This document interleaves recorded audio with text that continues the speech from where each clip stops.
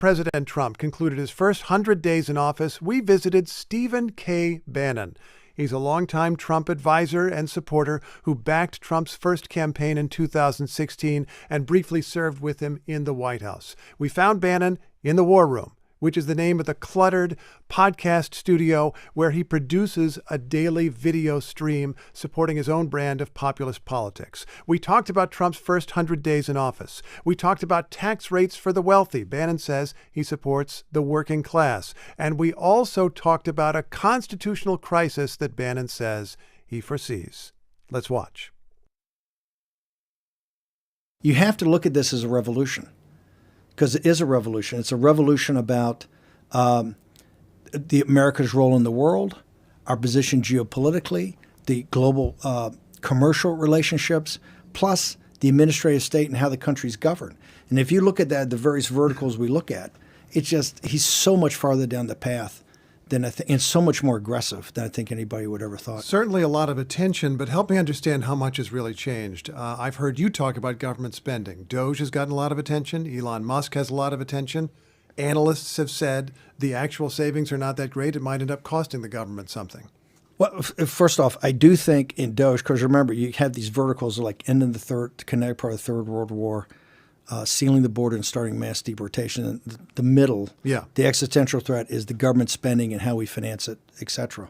The other part is taking on the administrative state.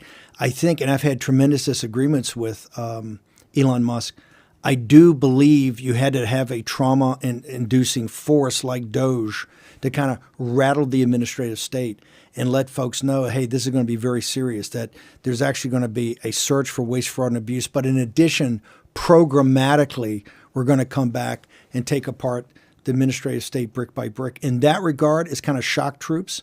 I think they really served a purpose. Now, to the degree that they find actual $1 trillion, which I was always skeptical about, in waste and fraud, I was highly suspect of, but there will be something. I've actually called for an audit of that. Two things. I've called for, let's make sure we know specifically what they actually found, and let's get that codified. Right? So we don't then have to, then maybe we have to cut less of programming. Number two, there also has to be a certification that no data or data sets of American citizens have gone anywhere except to the Trump administration and or the U.S. government. You have doubts? Trust but verify. Trust but verify.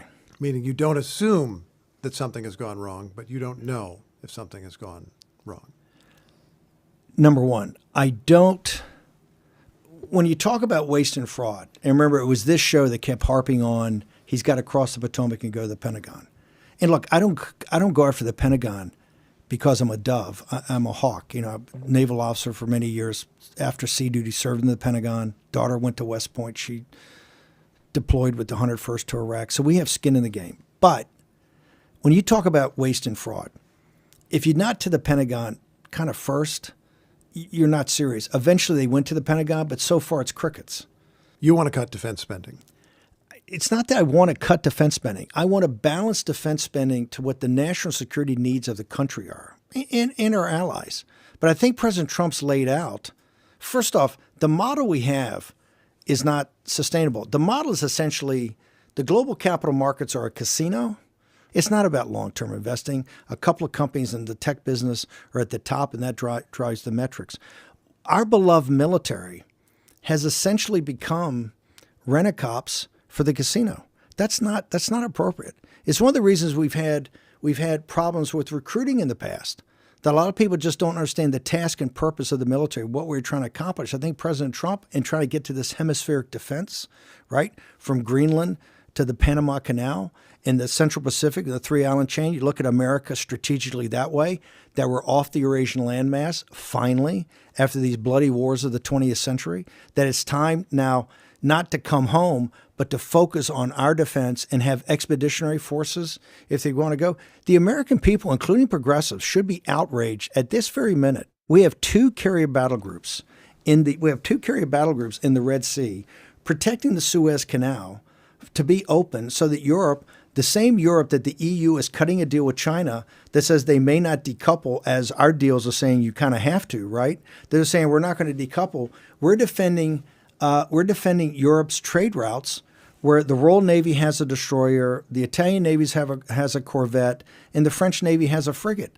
And we have 2 carrier battle groups. So it's just disproportionate what the United States has been forced to do for kind of global security. It's time for other people to pick that up. One of the best ways to do that, and President Trump's done a tremendous job, is focusing on hemispheric defense. Now, the Pentagon is, to me, look, we have a $900 billion NDA, National Defense Authorization Act.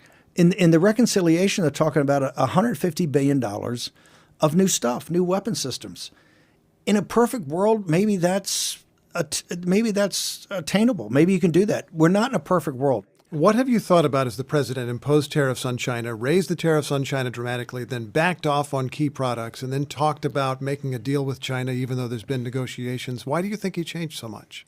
Well, number one, I think we started a process with the nations of East Asia. You have Japan, you have South Korea, you have Taiwan, Philippines, Vietnam, and now India, all in discussions around a basic architecture, right, that would lead, I believe, to decoupling of the Chinese Communist Party in these new trade relationships.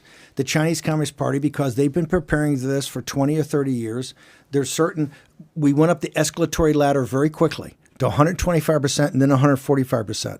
Okay? You went up that escalatory ladder very quickly.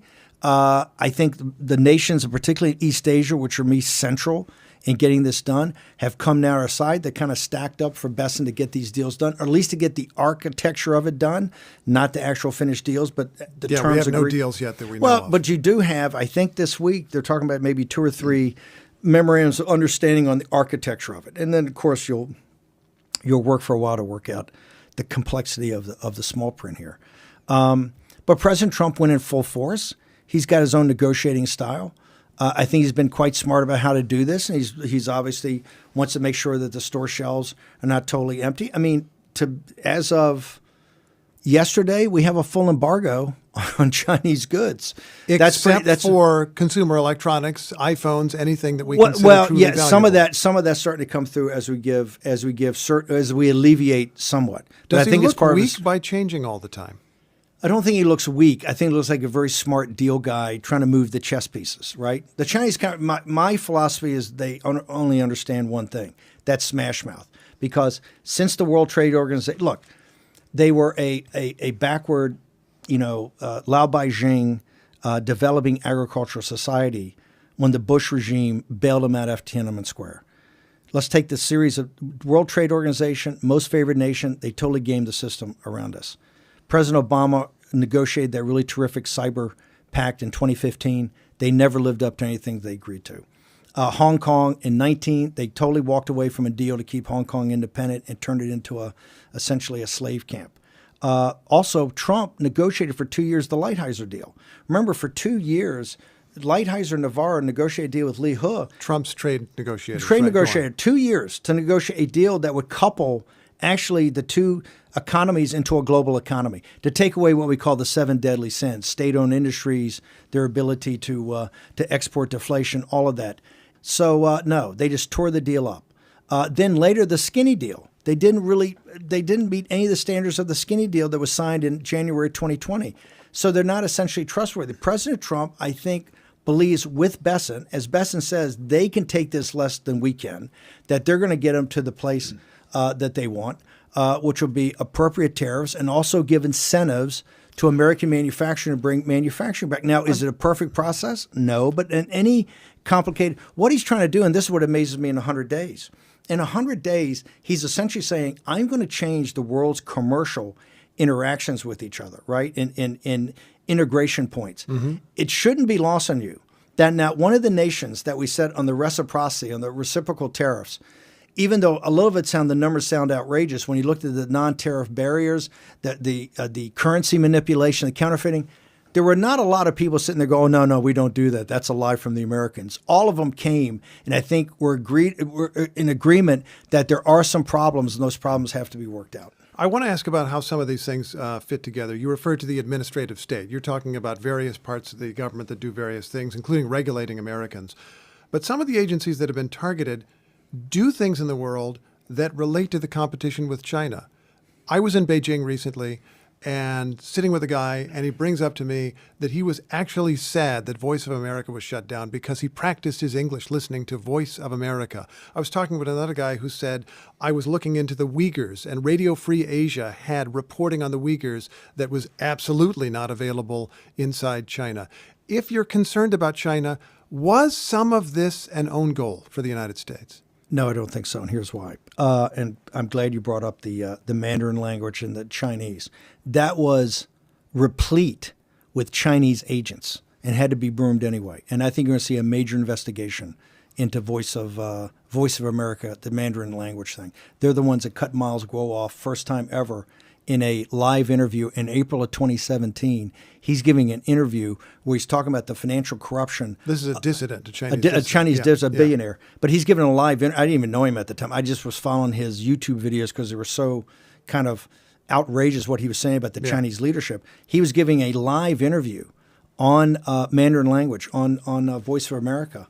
And it was pulled. They actually came to my office in the White House and said, hey, just pulled some dissidents interview live. So the answer is to shut it all down? Just well, I think what President Trump is going to do, and Kerry Lake and others, Brent Bozell, is take the whole thing down to its statutory deck plates and then rebuild it. It had become a totally politicized wing of really the progressive left, and it had to go. I mean, the criticisms it made of President Trump were outrageous, just outrageous. So it had to go. Going into this project, we were asking, how has the first 100 days changed the world? And I think you focused on the effort to put a new trade regime on the world. And geopolitically. Remember, Geopolitically, America coming... look, right now you have the post-war liberal rules-based order. It's made on a couple... And if you go around the Eurasian landmass, it is a replica of the Second World War. Okay, the 20th century are wars to control the Eurasian landmass, kind of Mackinder 101, right? The great heartland. And what you see in the post-war era is to have a containment policy from NATO and Western Europe to the Gulf Emirates and Israel to the South China Sea and the Straits of Taiwan up to Japan and Korea.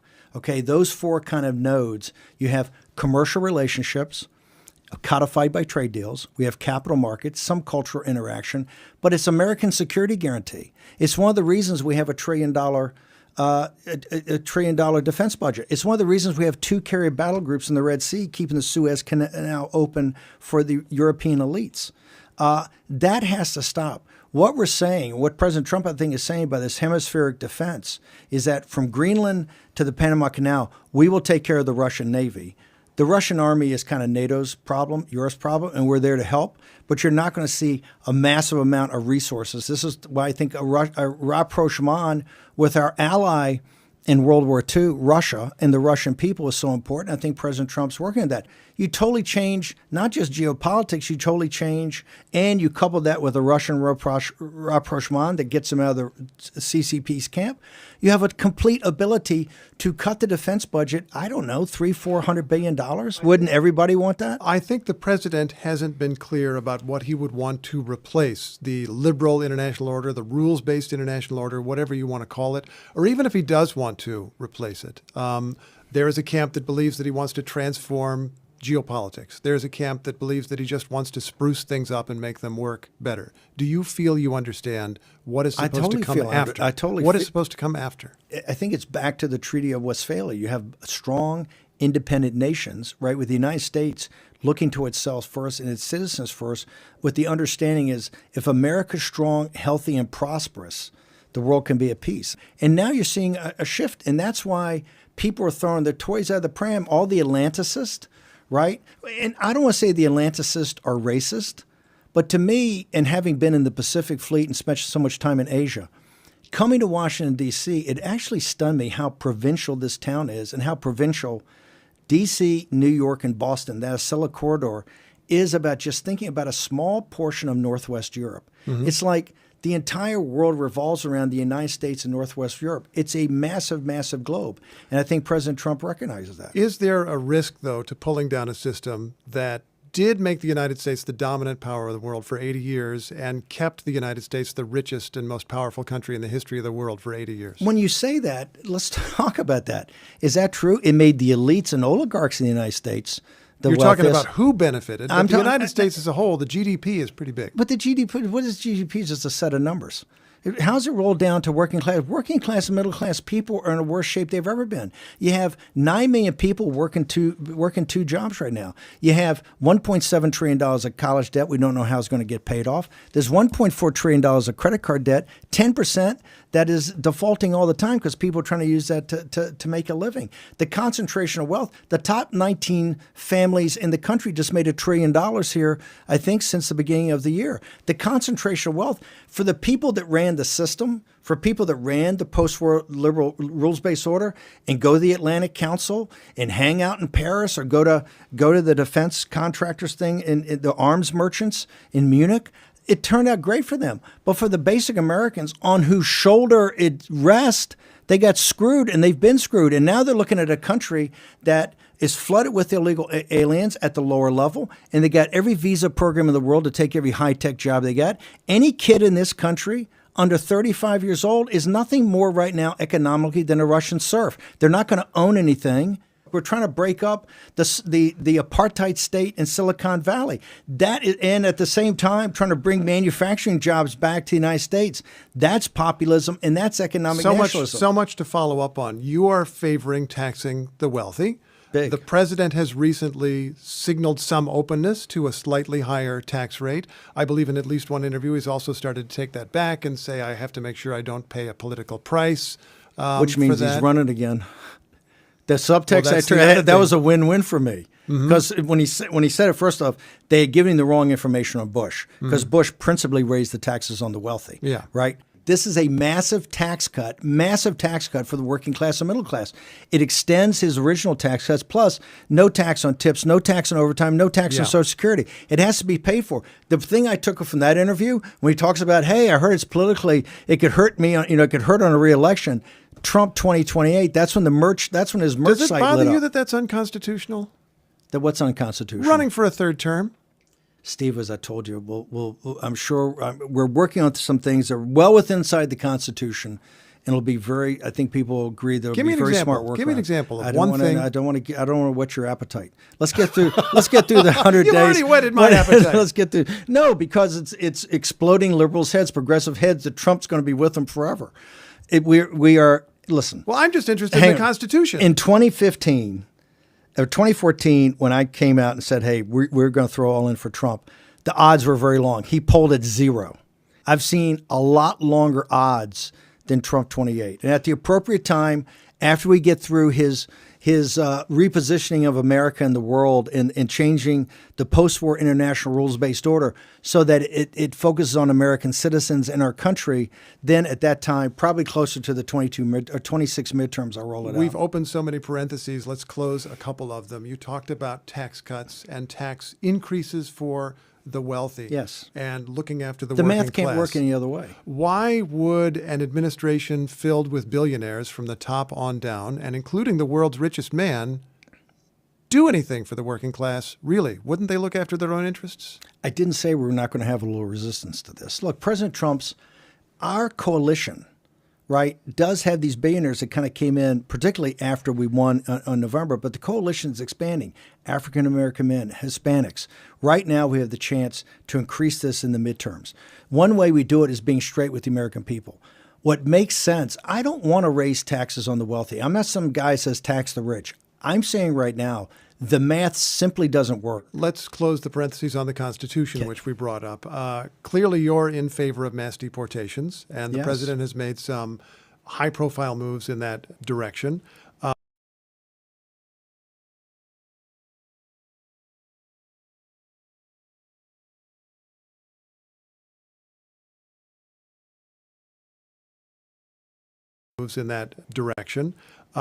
And has run up against judicial resistance, including from people appointed by the president. A judicial insurrection. A judicial insurrection. You've got a judge. Okay, but wait. You have a unanimous Supreme Court saying all 9 of us agree there should be some kind of due process. It might not be a full trial, but somebody should be brought before a judge before they're thrown out of the country. You have a U.S. citizen who was 2 years old taken out of the country, and a Trump-appointed judge said the other day there was no meaningful process. Does it bother you at all as an American citizen that due process is not being followed in some cases. It bothers me that there's nowhere in the Constitution that talks about judicial supremacy.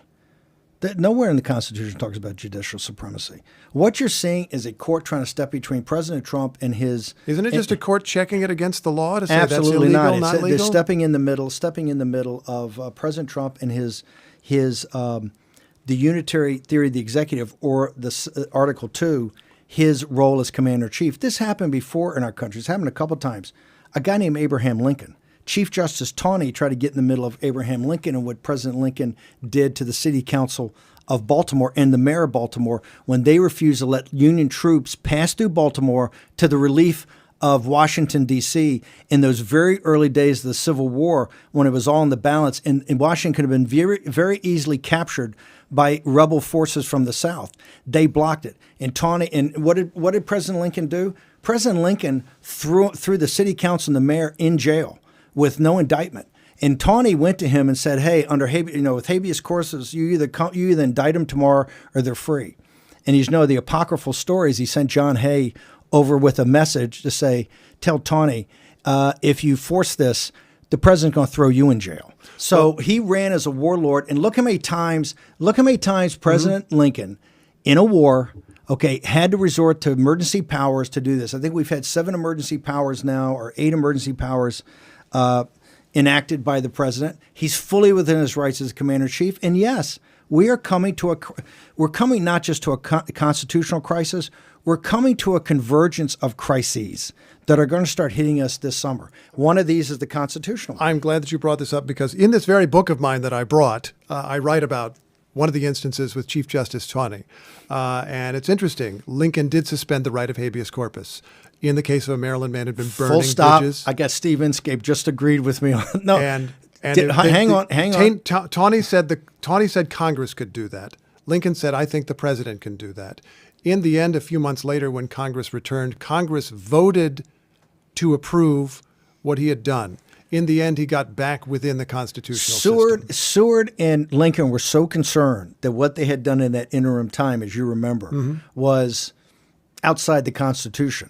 That Seward, because these were the smartest lawyers in the country, right? Seward and Lincoln would sit there and talk about the implicit powers of the Constitution, the implied powers of the Constitution for the chief executive. It's brought up brilliantly in Spielberg's movie Lincoln. I think there's a lot of discussion of that. But you're right, Lincoln did it. That was all papered. They papered over what they had to do after the fact to cover themselves. But in the moment, what President Lincoln did, exactly what President Trump's done. You've had a judge here, Bosberg, try to step in the middle of a commander-in-chief making decisions about aircraft in the air.